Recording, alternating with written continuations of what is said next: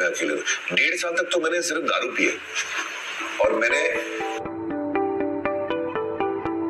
অভিনেতা চলচ্চিত্র নির্মাতা আমির খান হলেন কয়েকজন সুপারস্টারের একজন, যিনি খোলাখুলিভাবে তার ব্যক্তিগত জীবন নিয়ে কথা বলেছেন। সাম্প্রতিক এক সাক্ষাৎকারে তিনি প্রকাশ করেছেন যে রীনা দত্তের সঙ্গে বিচ্ছেদের পর তিনি মানসিকভাবে কঠিন সময় পার করেছেন এবং মদের আশ্রয় নিয়েছিলেন।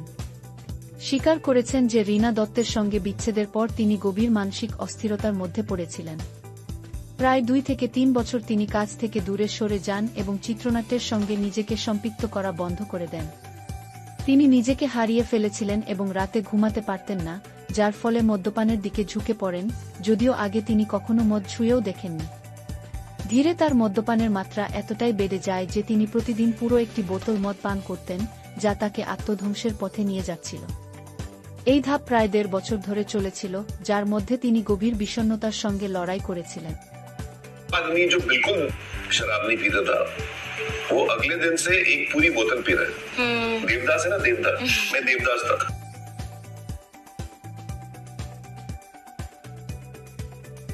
প্রতিক্রিয়া জানিয়েছেন।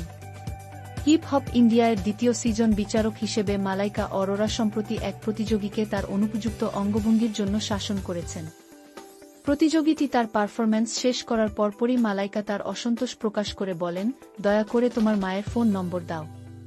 পারফর্ম করার সময় সে আমার দিকে তাকিয়ে চোখ মারছে এবং উড়ন্ত চুম্বন দিচ্ছে। শোয়ের এই বিশেষ মুহূর্তটি সামাজিক যোগাযোগ মাধ্যমে ভাইরাল হয়ে যায় এবং নেটিজেনদের মনোযোগ আকর্ষণ করে।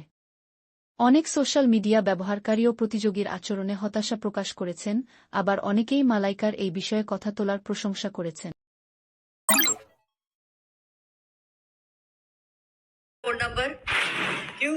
16 साल का बच्चा है, डांस कर रहा है, वाओ, मतलब सीधा मुझे देख के आंख मार रहा है।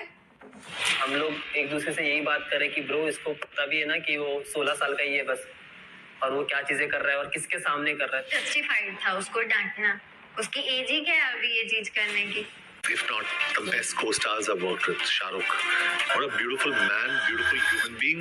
Oh, that is lovely. That's probably the best kiss I've got in my life, and it's from Shah Rukh Khan and not from a woman. Yeah. It's lovely. Yeah. That was Pathan, and that was at the success bash of Pathan, and you know, probably one of, if not the best co-stars I've worked with, Shah Rukh. What a beautiful man, beautiful human being, and very gracious. He makes you feel comfortable, and despite being he's so charming. And like my manager once said, he taught us the idea of love. আরও এমন daily news পেতে আমাদের চ্যানেলটিতে like এবং subscribe করে পাশে থাকবেন।